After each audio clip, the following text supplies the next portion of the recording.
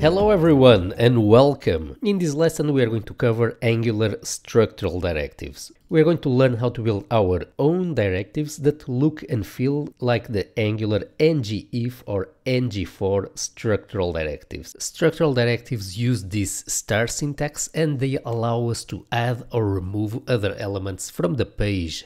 We are going to learn to create a custom structural directive that is essentially the inverse of ngIf. So we are going to call it ngx unless, and here is how it's going to work. We are going to apply this new directive called ngx unless, and we're going to pass it a condition. This condition here, just like in the case of ngIf, is going to determine if the element is going to be shown or not. But the logic is reversed. So in the case of ngIf, we are showing the element onto which ngIf is applied if the condition passed here is true. If it's false, we are hiding the element, in this case this div with class courses. ngx unless, on the other hand, is going to work in the opposite way. This means that in the case of ngx unless, we are going to show the element onto which the directive is applied only if the condition provided here gets evaluated to false. So it's the opposite of ngIf. Let's then see how can we build a directive like this. We are going to head over here to the terminal and we are going to stop the Angular CLI development server. Next, we are going to do ng generate directive and we are going to specify here the name of the directive. So we are going to put it in the directives folder and we are going to call it ngx-unless.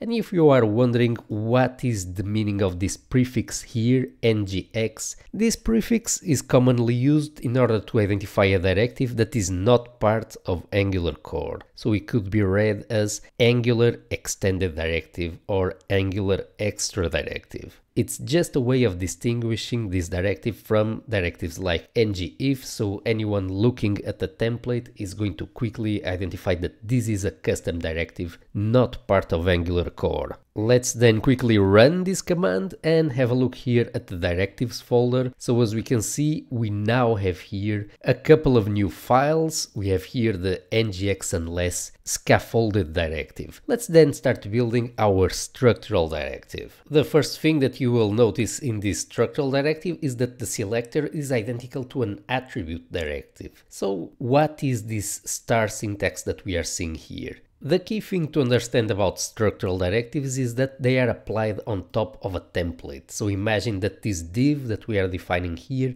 is an ng template, and this ngIf directive is going to decide via this condition when the template should be instantiated. In a very similar way to what we saw before. We saw how a template can be instantiated using ng template outlet. Well, there's something implicitly going on here with ngIf. What Angular will do is it's going to desugar this syntax and it's going to create implicitly an ng template tag where the content of this template onto which ngIf is getting applied is going to be present inside this implicit template, and the ngIf directive is going to be applied here on top of this ng template as an attribute directive. So this is what's going on under the hood whenever we are applying star ngIf to the div courses directive. It's just a shorthand syntax to this more explicit syntax that we are seeing here. Notice that in this desugared form we cannot use the as syntax here. What we need to do is, like we saw before, to define here a course template variable that is going to be visible only inside the template. In this case we don't need to assign here any value. If we don't assign it any value, it's going to implicitly get assigned the value of the expression. Let's quickly confirm that this extended syntax is indeed valid. So if we refresh here the application, we are going to see that we are still seeing here the course variable inside this template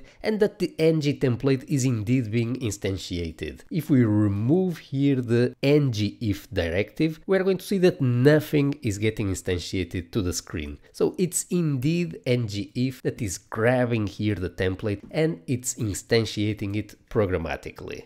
Also, let's confirm that if we negate here the value of the ng expression, that our template is going to get hidden. And that is indeed the case. So this shows that this syntax is a valid replacement to the star ngIf syntax, and that star ngIf syntax that we usually use is just a shorthand notation for this more explicit syntax. Let's summarize. We have learned in this lesson that structural directives such as ngIf or the custom directive that we are about to build, ngx unless, are really nothing more than plain Angular attribute directives that have the special ability of instantiating a template onto which they are applied. With this in mind, let's then start building our custom ngx unless structural directive.